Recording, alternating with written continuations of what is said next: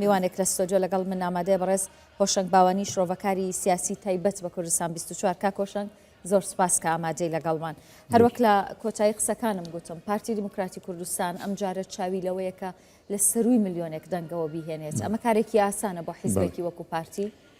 سپاس بۆ فرسەتە دووبارە خۆشحاڵم کە جارێکتر ئامادە بن لەگەڵ بەڕێستان بۆ تاوتێکردنی ئەو دوا ڕۆژانی بانگەشەی هەڵبژاردننی پەرلەمانی عراق کە تا ئێستاش دەبێت خۆشحاڵێک دەرببڕین کە تا ئێستا بانگەشەکە بەڕێوە چوە بە شێوەیەکی ئاسایی بە شێوەیەکی شارستانیانە مۆدرێنانە هیچ ڕووداوێکی نەخوازرا و تا ئێستا ڕوونەداوەکە ئەوە جێگای خۆشحاڵی و خۆشببختی و جێگای ئەوەیە کە دەتوانین بڵین کورد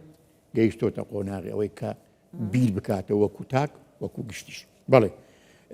بۆ پرسیارەکەی جەنابێت هێنانی دەنگێکی سەروی 1 ملیۆنی بۆ پارتی دیموکراتی کوردستان کارێکی ئاسانە کارێک نییە بۆ ئاسانە ینی ئەگەرەکانی ئاسانی ئەو کاری چییە پارتی ئەو کردارانەی کە ئەنجامی داوە هەم وەکو حزب هەم وەکو حکوومەت لە میانی ئەو چەند ساڵێکە سەرۆکایەتی حکوومەتی کردووە کە سەرۆکایەتی ڕەوتی سیاسی کردووە لە هەرێمی کوردستان پرۆژە و کاری ئەوها ئەنجام داوە بەرگریەکی وای کردووە هەڵوێستێکی وای نواندووە بەرامبەر بەوانێک کە دش بە هەرێم و دش بە مافەڕەواکانی گەلی کوردن هەمووی ڕوون و ئاشکرا پارتی هیچ هەنگاوێکی نهێنی نییە هیچ کردارێکی نهێنی نەبووە هەموو کردارەکانی لە پێناو خزمەت گوزاری بۆیە ئەو هێنانی سەروی ملیۆنێک دەنگ کارێکی ئاسانە بۆ پارتی کارێکە دەکرێت بەڵکو زیاتریش ڕەنگە شتی تریش بۆ پارتی لە داهاتوودا سەرۆک بارزانی دەڵێ پارتی پشتی بە جەماوەر و کارنامەکەی و مێژوەکەی پشت ئەستورە ئەم هەموو هێز و متمانەیەی پارتی چییە؟ بەڵێ وەڵی خۆش من لەگەڵ جەنابەت چاودێری ئەو پامنێرانم دەکرد کە پەیتا داخلی یاریگا دەبن و چاوەڕێی ئەوەن کە دوا بانگەشەکە ئەنجامدرەیەک لە ئامادەبووان قسەی زۆر جوانی کە سەرنجیمنی ڕاتشا وتی کەس تەلەفۆنی بۆ نەکردو من بە زۆری نهاتوم ئەوە هەر خۆی لە خۆیدا ئەو تعبیری هاوڵاتیەکی تاکێکی کورد کە حازر دەبێت لەو بانگەشێدا بڵێ نەکەس تەلەفۆنی بۆ کردوم نەکەس بانجی کردوم نەکەس گوشاری لێکردم نەکەس کۆستەری بۆ گرتوم نەکەسێک داوای لێکردم بێم حازرم دۆ ئەوە خۆی جەماوەرێکی ڕاستەقینەیە ئەو جەماوەرێکە جەنابی سەرۆک بارزانی ئاماژە پێ ئەو نمونەیە یەک لە نمونە زیندوەکانی ئەو جەماوەرن پێویستە ئێمە اقتیدای پێ بکەین ڕێز لەو دەنگەورە و لەو کەسە بگرین کە ئەو بەو شێوازە قسە دەکات دەڵێ من کەس تەلەفۆنی بۆم نەکردووە کەس بە زۆردی منی نێناوە بەڵێ ئەوەیە چی وای کردووە کە هاوڵاتیان بەم شێوەیە ئێستا پشتگیری لە پارتی دیموکراتی کوردستان بکەن حەز بکەن کە پارتی دیموکراتی کوردستان لە سەرۆکایەتی ئەم هەرێمی کوردستان بکات سنوورخان حەزم لێ هەندێک شت ئاماژە پێ بکەم ئەوەی لەسەر ئەساسی پرسیارەکەی جەنابێت بەڕاستی هەندێک ڕاستی هەیە مەفروزە ئێستا باسی بکەین بڵین هەندێک لەو ڕاستیان یەک لەو ڕاستیە گرنگانە ئەوەی کە جەنا باسی جەماوەر و ئاماژ ئەوە هەر نەک لە جەماوەر با من یەک ڕاستی گرنگە بدرچێنم ئەو جارە تەواوی وڵاتە ئەقلیمەکان تەواوی وڵاتە ئەقلیمیەکان زلهێزەکان یەکێتی ئەوروپا یۆنامی حتا حزبەکە ناوخۆیەکانیش هەمیشە لەو قەناعەتەن لەو بڕادەم لە کاتی ئەنجام ئەو ڕاستی دەزانن دەڵێن لە کاتی ئەنجامدانە هەر بژاردنێک لەسەر ئاستی هەرێم بێ لەسەر ئاستی عراق بێ پارتی یەکە پارتی کورسیەکانی یەک زیاترن دەنگەکانی زیاترن سەنجی زیاترە ئەم ڕاستیە کە لای ئەوانەی کە ژماردم یەکێتی ئەوروپاوی و نامی و زلهێز و وڵاتانی ئەقلیم ئەو ڕاستیە لە لایەوان ڕۆم بووە ئاشکرا و براوەتەوە ئەو مەوزوعە لە لای ئەوان بۆیە ئەوان لەسەر ئەساسی ئەو ڕاستیە تەعامل لەگەڵ حکوومەتی هەرێم لەگەڵ سەرۆکاتی پارتی لەگەڵ دام و دەستگاکان دەکەن لەسەر ئەو ڕاستیە پێویستە ئەم ئەو ڕاستی قەت لە بینەکە هەر لە بەرچاوماندی ئەوە زۆر گرینگە بڵێین چێ وای کردووە کە پارتی هەمیشەیەکەمی جەماوەری پارتی کردەوە و کردارەکانی پارتی باشە کاکۆشنگ بێگومان شەوی ڕابردوو دیدارەکەی سەرۆک بارزانی بینی کۆمەڵێک پەیامی ناڕاستەوخۆ و توندی تێدا بوو ئەو پەیامانە چی بوون؟ بەڵێ وەڵا جەنابی سەرۆک برای وەکو قسەکردن و دیمانەکانی و چاوپێکەوتنەکانی چ تەلەڤیزیۆنی بن، ڕۆژنامەوانی بن، رادیۆیی بن یا پرێس کۆنفرانسێک بێ، دائیمەن ڕازگوانە و سەریح قسەی کردووە، دەقا و دەق قسەکە ینی نایخێتە قاڵبی پێچ و پەناوە. جەنابی سەرۆک ئاماژەی بە هەندێک شتر کە ئەوانش ڕاستین من تۆمارم کردو دەمەوێ باسییان یەک لەو ڕاستیانە کە حەقیقەتێکە دەبێ ئەنجام بدرێ و نابێن کۆڵی لێ بکرێت بە تایبەتی ئەو ئەندام پەرلەمانەیە کە دەگەنە بەدا یەک یعنی هەر لەگەڕ دامەزراندنی ئەنجومەنی فدرالی ئەرکێکە هیچ نکۆڵی لێ ناکرێ، پێویستە تەنازلی لێ نەکرێ، پێویستە شەڕی لە پێناو بکرێ، پێویستە دابێت چونکە ئەو ئەنجومەنە فیدرالیە دەبێتە جێگرەوەی هەموو ئەو دەسەڵاتە ناڕسمیانی کە زوڵم لە کوردەکە. ئەوە یەکێک لە ئەرکە گرنگەکانە. دوو، هەموارکردن و گۆڕینی یاسای ئەو یاسایە نادادپەروەری کە ئێستا هەڵبژاردننی پێ ئەنجام دەدرێ و کورسیەکانی پارتی و کوردی پێکەم دەکرێتەوە و پێدەخورێ، پێویستە ئەو یاسایە چیتر پارتی هەرێمی کوردستان تااقەتی ئەوەی نەمایە بەو یاسایە هەڵبژاردن ئەنجام بدا. دەبێ ئەوە ئاخر هەڵبژاردن بێ لەسەر ئەساس ئەو یاسایە ناڕەوایە و نائەدالەتە ئەوەی پێ بکرێت. ئەوە دوو. سێم، زۆر پێویستە پێداچوونەوە بە هەموو تەحالفەکانی ڕابردوودا بکرێت. پێداچوونەوەیەکی ورد بەو تەحالفانەی کە بوونە ئەگەری شکست، بوونە ئەگەری ئەوەی نەیانتوانی وعد و وعودەکانی خۆیان بگەین نەجێ. جەنابی سەرۆک ئاماژەی پێکرد، بەڵێ ئێمە تەحالفاتمان زۆر ڕاست بە شێوەیەکی ڕاستەقینە تەحالفاتمان لەگەڵ گەڕێک لایەن باشە. سەرۆک بارزانی گوتی کە ئێمە ئەو کات لەسەر داواکاری سەرۆکی ئەمریکا کە باراک ئۆباما بوو بڕیارماندا بچینە هەڵبژاردن. دەڵێت کە ئێستا دادگا و یاسای هەڵبژاردن، دادگای فیدرالی و ئەنجومەنی فیدرالی ئاڵنگاری گەورن. چۆن ئەمە چارەسەرەکرێت؟ ئەنجومەنی فیدرالی نییە، بەڵام ئەو دادگایە کە ئاماژەی پێکردنە زۆر بە سیاسی کراوی بۆ ئەوەی کورد ڕابوەستێ لە پێشکەوتن، کورد بوەستێنن لە وەرگرتنی مافڕەواکانی نەک کورد بەچن. دوێنێ شەو جەنابی سەرۆک ئاماژەی بەوەکی کە ویستیان هەرێمی پێ هەڵتەچێت، هەڵێمی پێ هەڵوەشێننەوە. ئەوە کە یەک لەو شتانەیە کە دژایەتێکی زۆر زەقە، ینی قەوابلی قبولنی ئەو دژایەتێکە کە تۆ هەوڵ بدەیت لە ڕێگای مؤسسەیەکی ناشەرعی هەوڵ بدەیت شتێکی قوارەیەکی سیاسی شەرعیان بۆ شوێنەوە ناکرێت. ڕاستە، بەڵام ئەمە بووە بە عورف کە زۆرینە تەحاکومەکات. ئەمە چۆن چارەسەر؟ ئەمە چارەسەرە. دەستورمان هەیە تحكم بها مشتاق دستور يك لو عقد اجتماعية جرينجانية يك لو عقد اجتماعية كجرينجا إما هموي لسريكو دو أو سيد درشمي كبارتي لبدايته هذه بجاردو كتنابش أعمال فيها سنجيو شراكتو أوانا هو أساسي ريكوتنا كان هو بناغي هم متحالفك بو من آماجن بإداتنا وبتحالفات كان أوان بابن نبون بوسي کێشەکە ئەوەیە کە هەر کورد گلەی نییە لە دەستور، بەڵکو سونەکانی شیعەکانیش سوناڵێ دەسەڵاتێکی زۆر دراوە بە کورد. ئەڵێ ئێمە مەغدورین، شیعاڵێ دەسەڵاتی زۆر دراوە بە کورد. چۆن ئەمە چارەسەرەکرێت؟ چۆن دەستورەکرێتەوە بە حەکەم؟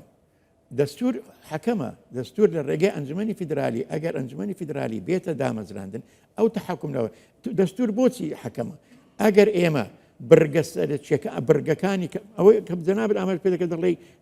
زۆر دراوە مافێکی زۆر درا بکرد مافی درا بکە ئەو مافە خۆ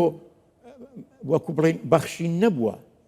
ئەوە مافی کووردە، ئەو مافەیە کە چەندین ساڵە حکوومەتێک لە دوایەکان پێشێریان کردووە. ئێمە خاوەنی ئەنفالین، ئێمە خاوەنی هەڵەبجەین، ئێمە خاوەنی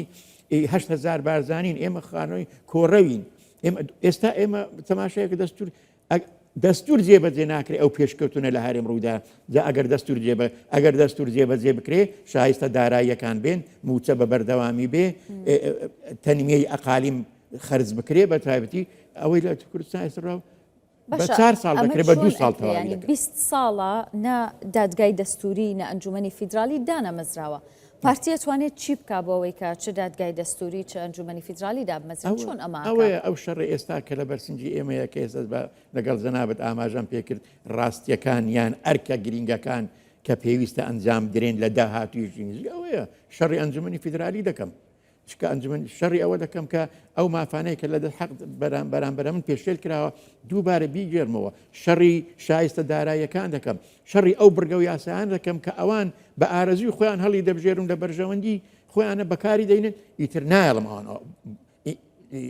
انتقائی ئەو بڕگانە بکەن کە لە بەرژواندی دەبێت دەستور بە کاملی بە شمولی بە دیباجەوە دەبێت دەستور جێبەجێ بکرێت دەبێت لە دیباجەکەیەوە دەست پێ بکەیت ئەوە زۆر زۆر گرنگە سنوور خان یعنی گرنگە بە ئاماژە بە شتێشتر بکەم کە پێم خۆشە بەڕاستی یعنی پارتی سەرکردایەتی حەکیمانەی پارتی دائما بیری لەوە کردەوە زوڵم نەمێنێ زوڵم بگۆڕێ ئەگەر هەوڵی دابی نظامیش بگۆڕێ لە پێنا ئەوە بە زوڵمەکە نەمێنێ یعنی پارتی بیری لەوە نەکرد و دائما مەسەلەن ئینقلابات و شتی وا بکات پارتی بیری لەوە کردەوە نظامی زوڵمداری کۆتایی پێبێ نظامێکی دادپەروەرانەی عادیلانەی دیموکراسی پێکەوە ژیان و فرەڕەنجی لە وڵاتدا ئەبمەزرێنی بۆیە من دائما کە باسی پێشنیارەکان کە باسی گفتوگۆیەکان باسی ئەو شاندانەی پارتی دەکرێت کە سەردانی بەغدا دەکەن یا لەگەڵ لایەنە معەنەکان هەتا لەگەڵ دەوڵەتی ئەقلیمیشکردان دائما پارتی لەسەر ئەساس باشە بەڵام کاکۆشنگ هیچ کاتێک وەک ئێستا نێوانی پێکاتەکان چ کورد و سونە و شیعە ئەوەندە توند نەبووە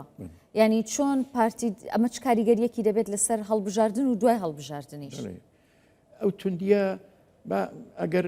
لە ئەنجامی هەڵبژاردن بێ وەکو تای هەڵبژاردن ئەوە دوای هەڵبژاردن سەبرە بەرەو ئیتفاقات و تەحالفات و ڕێکەوتنەوە دێن ئەمما ئەگەر جزوری سراعەکە ڕەگ و ڕیشەی سراعەکە مەسەلەیەکی مێژووی تاریخی بی ئیتر دەبێ بین بەرەو چارەسەری کامیانە پێم وایە شتێکی دیرۆکی مێژوویە بەڵێ لە ئەنتخابات نچکوە ئەنتخاباتش زۆر شتێکی تاریخیە کە سونە شیعە کورد نەیانتوانیوە تەوافقێکی منطقی معقول یا پیادە بکەن بۆ ئەوە ئیتر دەبێ بیر لە سیناریۆی تر بکرێتەوە ئەوە شتێکی گرنگە یعنی هەر جەنابەت لە قسەکانی خۆت ئاماژت بە پەرلەمانی هەڵبژاردنەکانی پەرلەمانی کوردستانیش کرد بازم من دەتوانم شایەتێک بدەم بۆ ئەوەی کە بە سەراحەت بڵێم هەڵبژاردننی ئەم جارەی پەرلەمانی کوردستان لە ڕووی لە هەموو ڕۆیەکە لە ڕووی حتا لە ڕووی تاریخی هەڵبژاردنەکانە سەرکەوتوترین هەڵبژاردن بەڕاستی یعنی پێم وایە لایەنەکانی یۆنامی و یەکێتی ئەوروپاش ئاماژە بە دەکەن ئەو شایەت دەدەن زۆر زۆر سەرکەوتوو بووە چونکە لە ڕووی بازنە لە ڕووی دەنگدان لە ڕووی حزور لە ڕووی کورسیەکان ئەگەر کورسیەکان بە بیرە خۆت بینیەوە کە پارتی 39 کورسی و یەکێتی 23 کورسیەوە نەوع تەوازنێکی حزبی بە پێی سەنجی حزبەکان تەواجودێک لە هەڵبژاردنەکان مادام باسی یۆنامیت کرد بە باسیەوەش بکەین کە ئەمریکا بەوە ڕازی نییە گروپە چەکدارەکان بچنە حکوومەت بەڵام ئەوە ئێستا دوو ڕۆژی ماوەیانی خەریکە نزیک دەبنەوە لەوەی دەسەڵات بگرنە دەست دەنگ بەدەست بهێنن چی ڕوادات و شتێکی گرنگە ئەمریکا ڕازی نییە گروپە چەکدارەکان و ئەو پەیامەی ناردووە چەند جارێکی دووبارێ کردەوە بۆ عێراق و بۆ با بڵێن حکوومەتی عێراق کە ڕازی نییە پارتیش سەرەتا تێبینی هەبوو کە بایکۆتی هەڵبژاردن بکات وای ڕاستە پارتیش لەبەر هەر لەبەر ئەوەی کە ناعەدالەتێک لە یاساکەدا هەبوو بۆیە بایکۆت بەڵام ئەرۆکو جەناب ئەمە پێ کرد قەناعەتیان کرد کە ئەم جارە بەشداری بکەن کە ئەمە دوا هەڵبژاردن بێ بەو یاسا بەرامبەر بە چەکدارەکان یا میلیشەکە تەداخل بکەن ئەمریکا سوورە لەسەر ئەوەی کە نابێ ئەو شتە ڕوو بدا بەڕاستی نابێ میلیشیات چەکدارەکان هەم نابێ حکم بکەن نابێ دەسوەردانی یاسا بکەن نادەوێ دەسوەرداری کارژێڕی بکەن نابێ لە بازار و لە کۆمپانیا و لە مەسائلی ئابووری بەشدا کە ئێستا ڕەگ و ڕیشالیان هاوێتە ناو تەواوی ئەو سکتەرانی کە لەگەڵ ئەم هەموو تێبینی ئەگەر هەڵبژاردن کرا چۆن ئەم هەموو هێز و لایەنانە کۆ ئەبنەوە وەکو دەبێت چوارچێوەیەک دروست بکرێت دەبێت ئیتارێک هەبێ بۆ کۆبوونەوەی ئەو لایەن هێزە بەپێی ئیستحقاقی ئینتخابی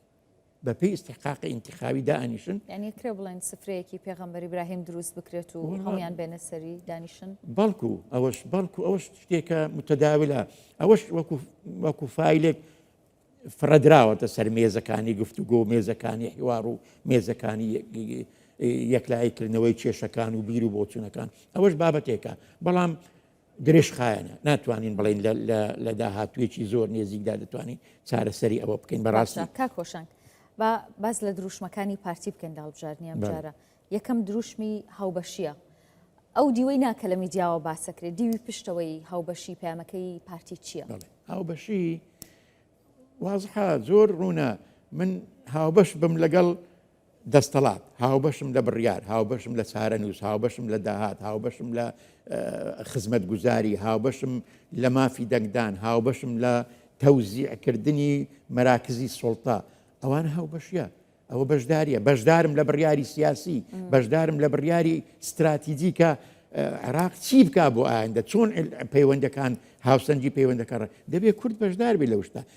چۆن ینی کورد بەشدار نییە ئێستا لە دروشمی دومی باسی هاوسەنگیەکە سەرۆک کۆمار بۆ کووردا سەرۆکی پەرلەمان بۆ سونیە سەرۆک وەزیران بۆ شیعەیە بەڵێ ئەو هاوسەنگی نییە ئەوە نەوعم حاسەسەیەک ئەوە ئەگەر هاوسەنگی چییە؟ کورد چی هاوسەنگی ئەوەیە تۆ لە کورد بتوانێت توازن ینی هاوسەنجیەک لە مابینی کار و پیشەکانی ئەوەی بۆ بەغدا دەکرێت دەوێت بۆ هەولێریش بکرێت ئەوەی بۆ با بڵێن بەسڕا دەکرێت دەبێت بۆ دهۆچ بکرێت بۆ سلێمانیش بکرێت ئەوەی کە دابین دەکرێت بۆ دەستەڵاتەکان یا ئەوەی کەس خەرز دەکرێت بۆ وڵات دەبی بۆ ێرش کردی ئەوە هاوسەنجیە باشە باسی سازان بکەین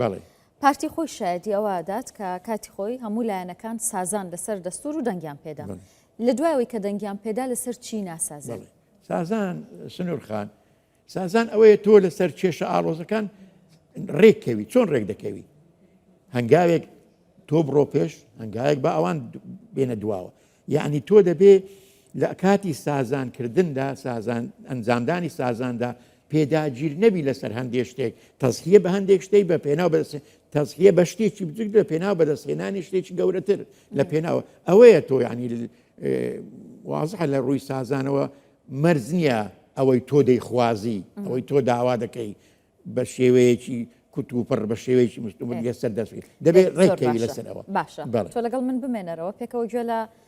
چەند هاوڵاتیە گەگرین کە قسەیان بۆ کوردستان 24 کردو ئەوە دەبینین و گفتوگۆکەمان درێژە پێدەین بەر لە دەستپێکردنی بانگەشەی گەورەی پارتی دیموکراتی کوردستان لە هەولێر چەندین هاوڵاتی لە بەیانی زووەوە لە شوێنی کەرنەڤاڵەکە ئامادە بوون و قسەیان بۆ کوردستان 24 کردووە لە میانیەوەدا جەختیان لەوە کردەوە کە پارتی دیموکراتی کوردستان پارتی پرۆژە و کار و خزمەتکردنی هاوڵاتیانە و باس لەوە دەکەن کە پارتی بەهێز بێت واتە کورد بەهێزە بۆیە دەنگ دەدەن بە پارتی بۆ ئەوەی زیاتر بەهێز بێت و شەڕی مافەکانیان کات لە بەغدا و دڵخۆشی خۆیان بە ئامادەبوونی سەرۆک بارزانی دەردەبڕن و ڕایان گەیاندووە کە ئەمڕۆ کەرنەڤاڵی سەرکەوتنی پارتی بەڕێوە دەچێت لە هەولێر هاتینا لیستی جەنابی سەرۆک بارزانی لیستی پارتیمان لیستی کوردستان لیستی خوێنی شەهیدان ئەمە وەکو پێشمەرگەیەکی داسانی پردێ بەخوین ئامادە بووینە بەخوین لە شەر بووینە هیوادارم خەرچی کوردستان دەنگ بدەن بە پارتیمان پارتی دیموکراتی کوردستان لیستی جەنابی سەرۆک ئەو ئەندام پەرلەمانانەمانش بچن بەخوین بە قەلەم ئیش بکەن لە بۆ کورد و کوردستان پارتی بەهێز بێ معنای کوردستان بەهێزە پارتی بەهێز بێ لە بەغداد ئەو زوڵم و زۆرەی کە ئێستا کرێ لە بەغداد بەدەستی لایەنانی دەرەکی ئەوە نامێنێت ئێمە ئەمانوێ پارتی بەهێزکەین زیاتر و زیاتر ئەم کەرنەڤاڵیش بۆ ئەوە نییە کە ناسانی کاندیدەکان بێت ئەمە کەرنەڤاڵی سەرکەوتنی پارتی دیموکراتی کوردستانە کەرنەڤاڵی سەرکەوتنە بێگومان ئەمڕۆ هەموو عالەم لە چای میدیاکانەوەی بینێت ئەمە کەرنەڤاڵی سەرکەوتنە بە ئامادەبوونی جەنابی سەرۆک جەنابی کاک نێچیروان بارزانی جەنابی سەرۆک وەزیران کاک مەسرور بارزانی ئەمڕۆ کە هاتووینەتە ئێرە کەرنەفاڵێکی سەرکەوتنە و هەمووشمان نەزانین پارتی کە خاوەنی هەموو شتێکە لەم کوردستانە بۆ خۆی خاوەنی پرۆژەیە خاوەنی فەقیرە خاوەنی کارە کۆمەڵی خەڵکی دەرەکی و کۆمەڵی خەڵکی تێکدەر و کۆمەڵی خەڵکە موچەی هەرێمە برن و کۆمەڵی خەڵکە دژایەتی پارتیمانەکەن ئێمە وەکو پارتی گوێ لەوانە ناگرین ئێمە سەرۆکمان هەیە ئێمە گەورەمان هەیە ئێمە ڕێبازی پیرۆزمان هەیە ئەو هاوڵاتی و دەنگدەرانەی سنووری پارێزگای هەولێر کە ئامادەن بۆ بەشداریکردن لە دوا کەرنەڤاڵی بانگەشەی پارتی کە بە ئامادەبوونی سەرۆک بارزانی بەڕێوە دەچێت ئەوان ئەوە دوو پات دەکەنەوە کە تەنیا پارتیە دەتوانێت خزمەتی خەڵکی کوردستان بکات. بەڕاستی پارتی پێویست بە مەحتکردن ناکە دیارە لە ئیش و لە کار و لە عمل و لە خزمەتی پێویست دیارە پێویست بە مەحتکردن ناکە دیارە وەکو مانگ وەکو ڕۆژ هەنی پارتی بەڕاستی پارتی ئێستا لە دەنجی پێ بدەی ئەگە دەنگ بە پارتی نەدەی بەڕای من گوناحبار دەبی ئەگەر پارتی بەهێز بێ هەموو دەستکەوتەکانی کوردستان بەهێز بێ و لە بەغدای شار بەهێز بێت هەر ئەو هەولی داوە بۆ کورد و بەڕاستی ئەو ئیشی کردو بۆ کورد و بەڕاستی ئەو پێشڕۆی کردووە بێگومان هەولێر ئەوڕۆ بە تایبەتی دوا قسەی خۆی دەکا هەموو هەولێر بە تێگرایی بە بەغدا دەڵێن بەڵێ بۆ پارتیمان بەڵێ بۆ جەنابی سەرۆک بارزانی بەڵێ بۆ لیستی 275 سەرکەوتنی لیستی 275 جەنابی سەرۆک لیستی پێشمەرگا بە مانای بەهێزکردنی پێگەی کووردە لە بەغدا بۆیە ئێمە بە پەرۆشەوە ڕۆژی 11 دەچینە سەر سندۆقەکانی دەنگدان و هەموو سندۆقەکان بە لیستی 275 بە بەڵێ دەنگ دەدەین خەڵکی خۆمان جۆش و خرۆش دەدەین بۆی بەشداری ئەو پرۆسە گرنگەی بکات بۆ بنیادنانەوەی عێراقێکی نوێ دیموکراسی فیدرالی هەموو خەڵکیمان ئاگادار کردوێتەوە کە دەنگ بە پارتی بدات. 100% ئامادەین ئەمڕۆ ئەم کەرنەباڵەکە ئەکرێت لە یاریگای شەریعەتی فەرەنساوی بە ئامادەبوونی جەنابی سەرۆک بارزانی و هەردوو جێگرەکەی بەڕێزان هەردوو جێگرەکەی کەرنەباڵی ئەوە نییە کە کاندیدەکان بناسێنین کەرنەباڵی سەرکەوتنی پارتی دیموکراتی کوردستانە لە کاتژمێر 6 بیانیوە لێرەما ئامادەمە بۆ 11 دەنگ بدەم بە لیستی سەرۆک بارزانی کاتژمێر 4 بیانی لە بنکەکانی دەنگدا ئامادەمە. لەگەڵ میوانەکەم بەردەوام دەبم بەڕێز هۆشنگ باوانی شرۆڤەکاری سیاسی تایبەتی کوردستان 24 کاک هۆشنگ سەرۆک بارزانی باسی کۆمەڵێک سیناریۆی کردێک لە سیناریۆکان ئەوتکردنی پارتی بوو لە هاوکێشەکاندا ئەمە چی بوو؟ زۆر گرنگە بەڕاستی شرۆڤەکردنی ئەو شتە زۆر گرنگە بەڵێ ئاماژەی پێکردو بە یعنی بە شێوەیەک ئاماژی پێ کە لە ڕێگای معلوماتی زانیاری ورد و دەقیقە بەیان پێگەشتیا ڕێککەوتنێک لە مابینی هەندێک تەحالوفات و هەندێک لایەن هەیە بۆ ئەوی پارتی لە ڕووی سەنجی هەبوونی لە بەغدا ئاوت بکرێ لە عێراق ئاوت بکرێ بەڵام من لە بیدایەت ئاماژەم پێکرد بۆ لە بیدایەت باسی ئەوم کردوتم دەوڵەتی وڵاتە ئەقلیمیەکان بە یۆنامی بە یەکێتی ئەوروپاوە بە هەمویان گەیشتونە ئەو قەناعەتەی هەر هەڵبژاردنەیەک بکرێ لەسەر ئاستی هەرێم بێ لەسەر ئاستی عێراق بێ پارتی یەکەمە من بۆ ئاماژەمەوە کرد من ئاماژەمەوە کرد هەر لە بەرخاترە و پرسا ئەوەی کە دوێنێ شەو جەنابی سەرۆک ئاماژ پێکەکەم مەبەستیان ناتوانن باوەڕ بکە ناتوانن ئەو هەر موامەرەیەک هەر نوع هزرێکی ئینقلابی هەر نوع هزرێکی ناتوان لەبەرەوەی پارتی سەنجی خۆیە سەنجی پارتی و سەنجی حکوومەتی هەرێم سەنگێکە لەسەر ئاستی جیهانیە وردبینی بۆ کراوە لەسەر ئاستی جیهانی لێکدانەوەی بۆ کراوە لەسەر ئاستی ڕەقەمە یعنی سنوورخان ئێمە لە ڕووی سیاسی لە ڕووی قسەکردنی سیاسی کە تۆ بە یەکێک دەڵێ ئەمریکا یا زلهێزێک یا موسساتی معتەرەفی دەولی با بڵێن یونامی با بڵێن کە بە یەکێک دەڵێت تۆ ڕەقەمی لە خۆڕاپی نارێ شتێکی یعنی ئەوە قسەیەک نییە هاکەزایی بکرێ کە تۆ بووی بە ژمارە بووی بە ڕەنقەم بووی بە سنگ بووی بە شتێ بووی بە هێزێک کە تەوازنی ئەقلیمی و تەوازنی ناوچەکە ڕابگری بووی بە هێزێک کە بتوانی بڕیاری سیاسی بەڵێ پارتی ئەوەیە پارتی بڕیاری سیاسی دەگۆڕی کاکە بڕیاری سیاسی لە بەغدا دەرەچێ دەیگۆڕی ئەتوانێ بیگۆڕی ڕاگررتنی هەڵبژاردن بایکۆتکردنی هەڵبژاردن گۆڕینی